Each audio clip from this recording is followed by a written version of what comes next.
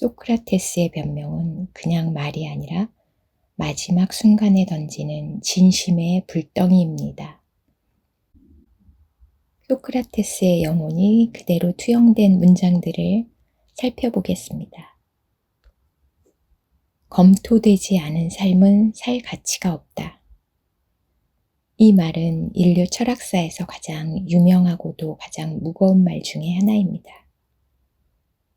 그냥 살지 말고 왜 사는지, 어떻게 살아야 하는지, 그것을 끊임없이 묻고 성찰하며 살아야 한다는 철학자의 선언입니다.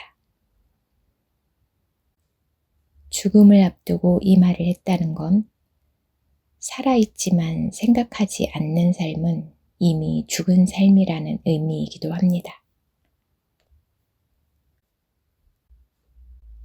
두 번째는 나는 내가 아무것도 모른다는 것을 안다. 이건 겸손의 미덕이 아니라 지혜의 출발점입니다. 자신이 무지하다는 걸 인정할 수 있는 사람만이 진짜 알매 길로 들어설 수 있습니다. 지식이 넘쳐나는 시대일수록 이 말은 더 강력한 경고처럼 들려옵니다. 세 번째는 선한 사람에게는 아무 일도 나쁘게 일어나지 않는다. 철학자가 보여주는 궁극의 낙관입니다. 그는 정의롭고 선한 사람은 세상의 불의나 죽음조차 해치지 못한다고 믿고 있습니다. 물리적 파괴는 있을 수 있지만 영혼은 침범당하지 않는다는 말입니다. 다음으로는 죽음은 두 가지 중 하나일 뿐이다.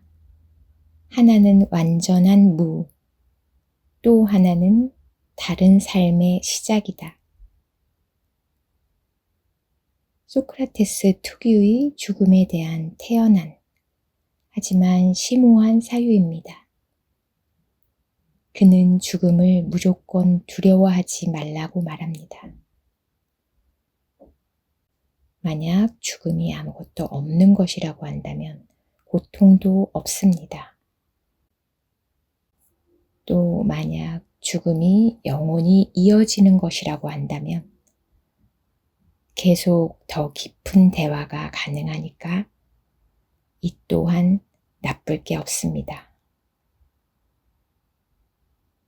이 말은 불멸에 대한 신념이 아니라 이성적 침착함에서 비롯된 말입니다. 또 이렇게 말합니다. 다수의 의견은 중요하지 않다. 오직 진리를 말하는 이의 의견만이 중요하다. 이 말은 오늘날 SNS 시대에도 아주 중요한 말이 되고 있습니다. 인기 있는 말, 대중이 옳다고 믿는 말이 아니라 진짜로 옳은 말, 정직한 말을 듣고 따라야 한다는 선언입니다. 한 사람이 죽으며 남긴 말들이 수천 년 동안 우리의 영혼을 깨우고 있습니다. 이번에는 소크라테스가 오늘을 사는 우리에게 던지는 질문을 들어보겠습니다. 우리가 누군가를 판단할 때 그에 대한 오래된 이미지나 소문에 기대고 있지는 않은가? 나는 정말로 내가 아는 것과 모르는 것을 구별하고 있는가? 내가 알고 있다고 믿는 것들은 정말 내가 경험하고 사유한 것인가? 내가 확신하는 것들 속에 무지가 섞여 있지는 않은가? 나는 모른다는 것을 얼마나 자주 인정하는가? 진정한 교육은 정보를 주는 것일까? 아니면 질문을 던지는 것일까? 나는 누군가의 생각을 흔들어 본 적이 있는가? 혹은 내 생각이 흔들려 본 적이 있는가? 나는 세상에 성가신 말벌 같은 존재가 되는 것을 감수할 수 있을까? 조용히 살아가는 대신 불편한 진실을 드러내는 삶을 살고 있는가? 나는 나의 몸과 외형만큼 내 영혼을 돌보고 있는가? 나의 선택과 말은 진정 내면의 소리에 충실한가? 무언가를 지키기 위해 나는 무엇까지 포기할 수 있을까? 살기 위해 내가 꺾은 어떤 신념이 있었던가? 죽음을 두려워하는가? 아니면 정의롭지 못하게 사는 것을 더 두려워하는가? 죽음을 어떻게 이해하느냐가 내 삶을 어떻게 바꾸고 있는가? 다수의 말이 옳다고 믿고 있는 것은 무엇인가? 내가 따르고 있는 기준은 여론인가? 양심인가? 나는 얼마나 자주 나 자신에게 묻고 있나? 나는 지금 잘 살고 있는가? 나의 생각은 정말 나의 것인가? 무지한 것이 부끄러운 게 아닙니다. 무지를 감추려 하는 것이 부끄러운 일이죠.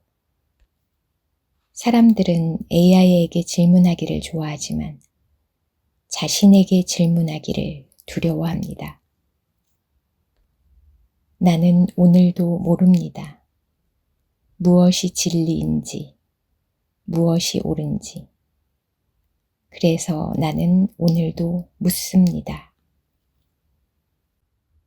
이번에는 소크라테스의 변명이 나오게 된 배경과 맥락을 짚어보겠습니다. 기원전 399년 아테네는 펠로폰네소스 전쟁의 패전국이었습니다. 정치적으로 매우 혼란했고 또 민주주의가 회복되고 있었습니다. 시민은 분열되는 등 사회 불신과 불안이 팽배했던 시기였습니다.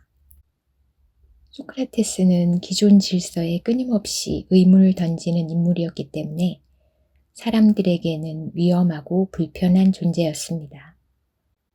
소크라테스는 법정에 서게 되었는데 기소 이유는 국가가 정한 신을 믿지 않고 새로운 신령을 도입했다는 것입니다.